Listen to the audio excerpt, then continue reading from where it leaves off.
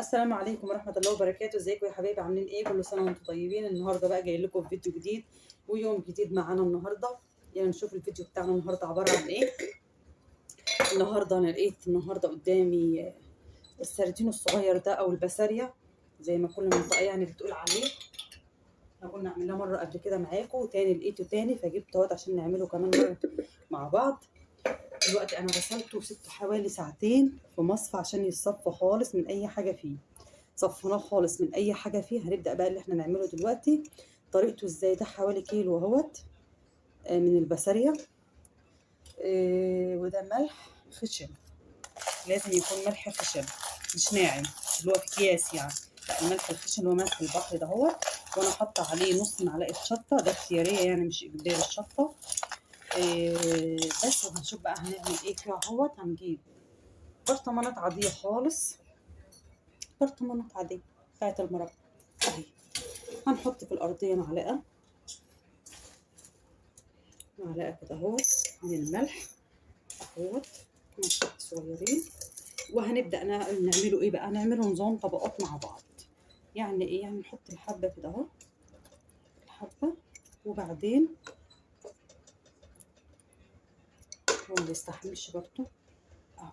نحط الحبة ونقوم حاطين معلقة الملح اهو. ده الطريقة بتاعته اللي بتطلع مظبوطة معايا جدا، لا بيطلع مهري معايا ولا بيطلع بايظ ولا اي حاجة. يعني ده احسن طريقه انا عملته بيها. في ناس حطت زيت، الزيت بيهريه، انا ما حبيتش الزيت بصراحه. ده الطريقه اللي هم بيعملوا بيها في المحلات اهو. نظام طبقات اهو.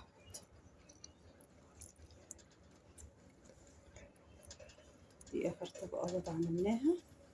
هنقوم رايحين بقى حاطين الملح اللي هو الماده الحافظه بقى بتاعتنا فوق على الوش عشان تحفظ السردين معانا. ده 3 ايام في الجو اللي احنا فيه ده، 3 ايام بس وهتفتحي عادي، هيبقى زي الفل معاكي اهو.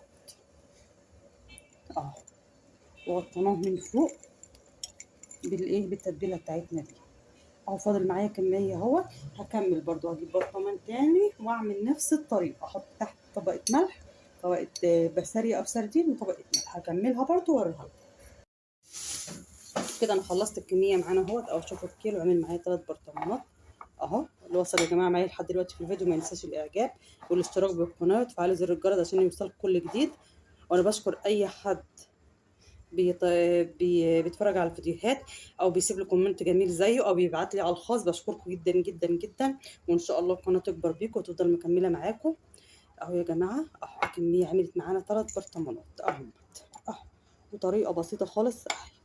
هنيجي بقى لاهم خطوه، ازاي نحافظ عليه نقفل عليه. هو ده يفضل 3 ايام كده بره التلاجة. حطيه بس على رخامه المطبخ 3 ايام.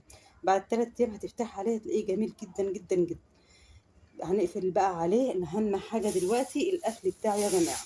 دي اهم حاجه دلوقتي، لان لو دخل هوا، لا زي الفسيخ لو دخل عليه هوا كده اعتبريه باظ. يبقى هنيجي لاهم خطوه بقى دلوقتي معانا، ان احنا هنقفل عليه باحكام علشان ما يدخلوش اي هوا. طبعا هي برطمانات عاديه خالص اهي بتاعت مربى يعني، انا غسلاها كنت محتفظه بيها. يعني مش حاجه، مش مكلفين ولا جايبين حاجه خاصه ولا حاجات من البيت، عادي خالص. هنجيب كيس عادي اهو، كيس اي كيس عندك اهو، وهنحطه كده اهو جوز البرطمان كده اهوت.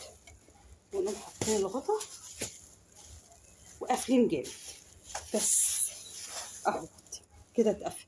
والتاني برضو هنعمله بنفس الطريقه عشان بس يا جماعه ما يدخلوش هوا. اهم حاجه ان هو ما يدخلوش هوا، لان الهوا لو دخله هيبوظ اهو. جربوا بس الطريقه دي معايا كده يا جماعه، وان شاء الله تعجبكم. وتكتبوا لي في التعليقات وتكتبوا لي تكتبوا لي رسائل اللي انتوا عملتوها فعلا ونجحت معاكم. لان يا جماعه الحاجات دي بتفرحنا قوي لما حد يكتب لي في التعليقات يقول ان احنا جربنا حاجه من اللي انت عملتيها وطلعت مظبوطه معانا اهو. اهو هنسيبه 3 ايام، وبعد ال3 ايام هنفتحه ونشوف. السلام عليكم. وكده اهوت بعد ما فضل 3 ايام اهو اهو هنفتح بقى مع بعض اهوت ونشوفه اهو. بسم الله الرحمن الرحيم اهو. شوفوا شكله جميل اهوت قبل ما اطلعه. شوفوا اهو تحفه اهو. لا دايب ولا مهري ولا حاجه.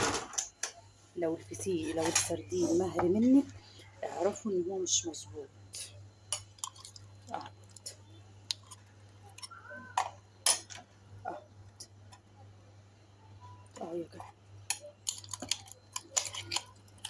دي طريقة تعميل السردين اهيت. تاكلي احلى سردين، احلى سردين ممكن تاكليها معانا هو. دي البسارية اهي اهي يا جماعة.